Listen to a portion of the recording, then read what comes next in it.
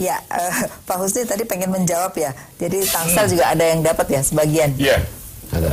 Ya, ini tadi yang saya sumber dari teman-teman Dirjen Anggaran. Iya. Kalau untuk yang anggaran perlindungan sosial itu termasuk juga kemiskinan ya, itu bahkan tahun 2018 sudah sampai 12,8%. Kita bandingkan misalnya tahun 2014 saja itu masih 6,22%. Signifikan dong ya naiknya. Signifikan, ya. karena memang itu sasarannya kita tingkatkan, gitu kan. Misalnya yang seperti saya katakan tadi PKH dari 6 juta kita nanti arahkan 10 juta, dan juga misalnya ada banyak nih termasuk juga bidik misi. Bidik misi itu yang teman-teman mahasiswa yang pintar gitu ya, dan tidak mampu itu sampai 401.000 seperti beasiswa gitu ya. Dan program Indonesia Pintar itu sampai hampir 20 juta, 19,6 juta jiwa, termasuk juga dana desa dan penerima PBI JKN ya, yang itu kita 92,4 juta itu tetap. Tapi yang penting memang pemerintah sekarang memang sangat komit gitu ya. Bukan hanya dilihat dari besaran nominalnya meningkat pesat, tapi juga persentasenya.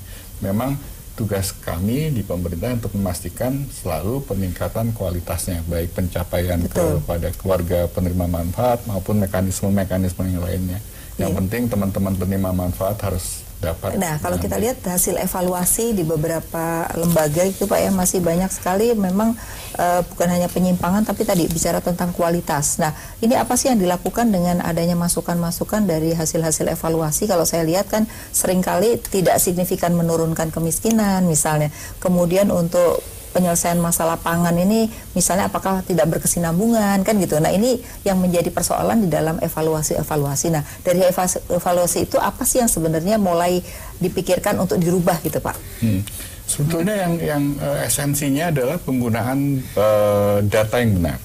Dan dengan penggunaan data yang benar kita bisa memastikan misalnya frasa yang kita pakai komplementaritas. Misalnya teman-teman yang menerima PKH itu juga harus menerima bantuan bansos pangan supaya jumlah total itu ya, yang mereka terima banyak. Termasuk juga misalnya yang kartu Indonesia Pintar itu kita pastikan. Kartu Indonesia Pintar kan untuk teman-teman yang sudah terdaftar di institusi-institusi pendidikan. Itu kita pastikan teman-teman yang anak-anak dari keluarga PKH itu juga harus ada gitu. Jadi komplementaritas sehingga bantuan sosial walaupun itu tidak permanen kepada teman-teman KPM, keluarga penerima manfaat itu signifikan. Tentu saja pasti masih banyak yang harus diperbaiki, tapi memang pekerjaan kita ini meningkatkan koordinasi dan meningkatkan kualitas dari pelaksanaan itu. Iya. Mas Firman, kalau kita melihat di dalam data ya, itu tadi memang dari sisi persentase itu di luar Jawa itu kemiskinan lebih tinggi ya, tidak dalam jumlah ya, kalau dalam jumlah mungkin masih tetap Jawa gitu ya. Nah, sebenarnya kalau kita lihat kan sekarang pemerintah sudah membangun infrastruktur, sarana prasarana itu adalah justru di luar Jawa besar-besaran gitu ya. Tapi yang ditakutkan orang justru dengan pembangunan infrastruktur itu pendatang yang akan menikmati dibandingkan penduduk setempat gitu. Nah, ini bagaimana supaya jangan sampai penduduk setempat ini malah makin miskin gitu dengan adanya infrastruktur yang membuat orang lain diuntungkan. Iya. Memang membangun Papua dan membangun di Papua itu dua hal yang berbeda. Jadi membangun Sulawesi dengan membangun di Sulawesi itu dua kata dia aja udah berbeda ya. Berbeda.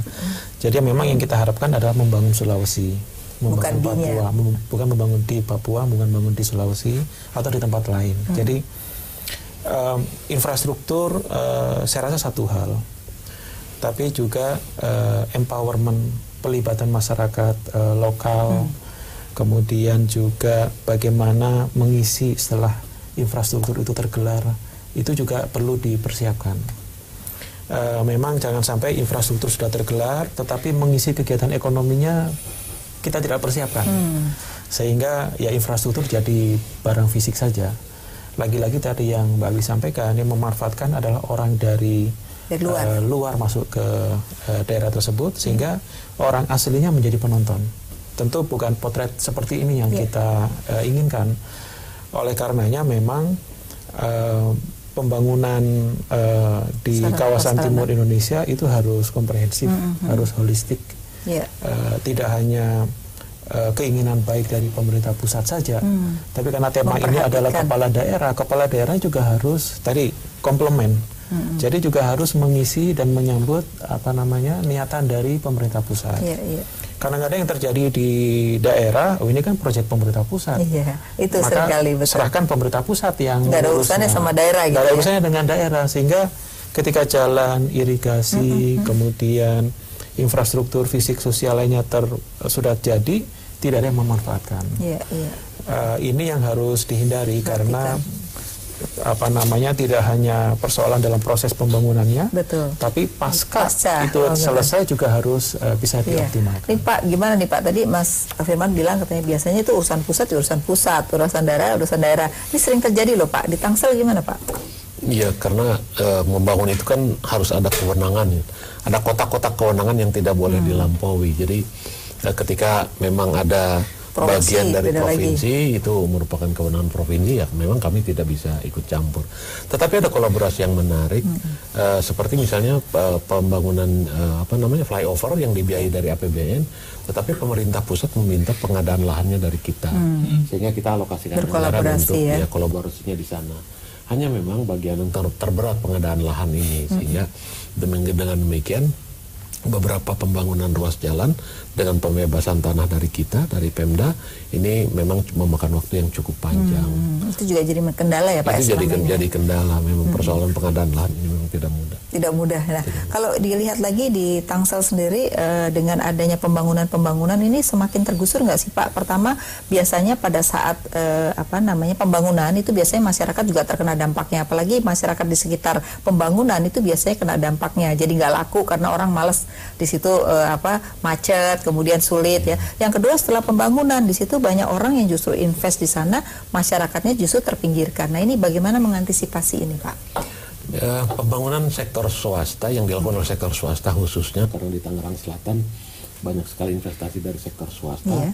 Dari pertumbuhan ekonomi 7% itu 80% disumbang oleh investasi sektor swasta.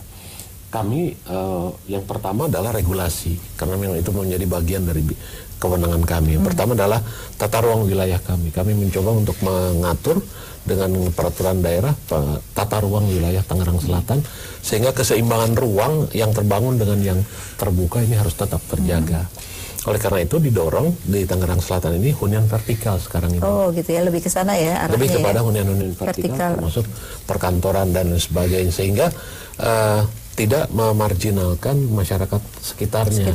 Iya. Dan kemudian yang kedua, ketika perizinan diproses oleh sektor swasta untuk membangun sesuatu, itu semua perizinan harus dipenuhi terlebih dahulu dan melibatkan masyarakat secara gitu ya. Jadi intens. Ini salah satu keuntungan. Nah, saya pernah mendengar juga di sana dan saya pernah hadir ke sana Pak. Ada forum CSR di mana ini juga salah satu mengentaskan kemiskinan melalui forum CSR itu yang jarang dilakukan oleh Pemda lain. Tapi kita harus break dulu ya Pak.